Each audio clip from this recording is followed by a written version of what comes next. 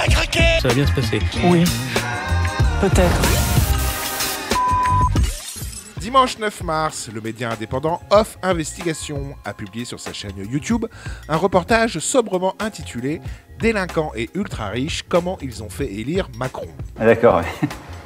Les ultra-riches, ce sont bien sûr toutes les grandes fortunes de France qu'Emmanuel Macron a courtisées avant son élection, afin de bénéficier de leur influence, notamment médiatique. Le reportage explique comment le candidat Macron a été fabriqué de toutes pièces, quitte à bidonner les sondages. D'une part, il y a un institut de sondage qui s'appelle Odoxa, qui a été créé le jour même, ou 2 jours avant, qu'il soit nommé ministre. Ce premier institut, il est notoriété publique qu'il est soutenu par Bernard Arnault. Bon.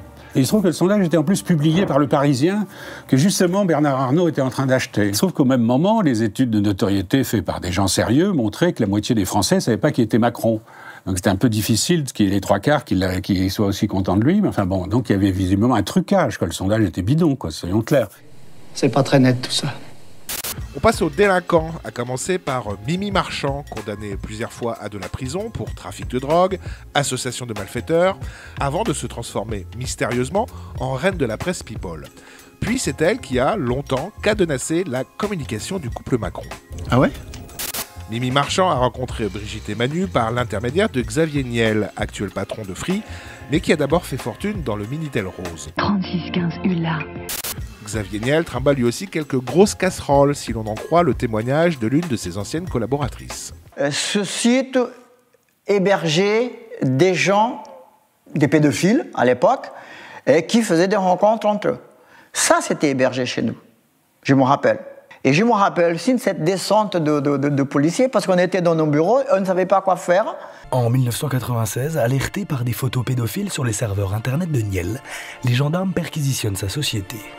Sauf qu'il y a eu un truc, c'est qu'à la veille, je me rappellerai toute ma vie, avant que les gendarmes arrivent, il y a eu une tonne de papier, une tonne, vous ne pouvez pas imaginer, qui a été foutue à la poubelle dans les machines à l'époque pour couper tout ça. Qui vous avait dit de faire ça? Xavier Niel. On en vient au morceau de choix de ce reportage, la différence d'âge entre Manu et Brigitte lorsqu'ils se sont rencontrés, qui a purement et simplement été falsifiée dans la presse. Mais quand Emmanuel est nommé à Bercy en 2014, c'est bizarrement une version édulcorée de leur histoire qui va être relayée dans les médias.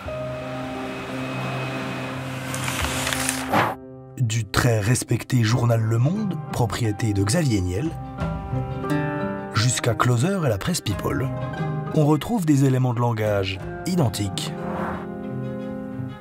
À l'âge de 17 ans, il est tombé amoureux de Brigitte, de 20 ans son aînée. Emmanuel Macron s'est marié avec Brigitte Trogneux, de 20 ans son aînée. De 20 ans son aînée? Plutôt 25 ans. Pour la journaliste indépendante Laurence Beneux, cette relation aurait dû valoir à Brigitte quelques soucis avec la justice. Brigitte Macron aurait pu être poursuivie à l'époque. Ah bah elle aurait dû. C'est pas qu'elle aurait pu, c'est qu'elle aurait dû être poursuivie en justice. Et s'il y avait un rapport sexuel, elle aurait dû être poursuivie pour viol. S'il y avait pénétration. Parce que ça va dans les deux sens. Hein. Il n'y a pas de consentement avant 18 ans pour un élève. Voilà. Et qu'elle avait autorité sur lui. Donc, quand on dit non, mais c'était pas 14 ans, c'était 15 ans, on s'en fout. C'était pas ni 14 ans, ni 15 ans, c'est 18 ans. Quoi? Oh putain, tu vas avoir des problèmes, toi! Alors au final, rien de très nouveau pour ceux qui s'intéressent de près au couple Macron, mais qui sait, à force de remuer la vase, la vérité finira peut-être par remonter à la surface et éclabousser tous ceux qui se font encore des illusions sur Manu et Brigitte. Un couple décidément très étrange et entouré de personnages sulfureux. Montaigne a toujours dit qu'il faut toujours limer sa cervelle à celle d'autrui. Très important pour progresser. Donc ça, nous limons abondamment. Sinon, Macron continue d'attiser les peurs, tandis que Brigitte vit sa meilleure vie. Quel beau tandem quand même.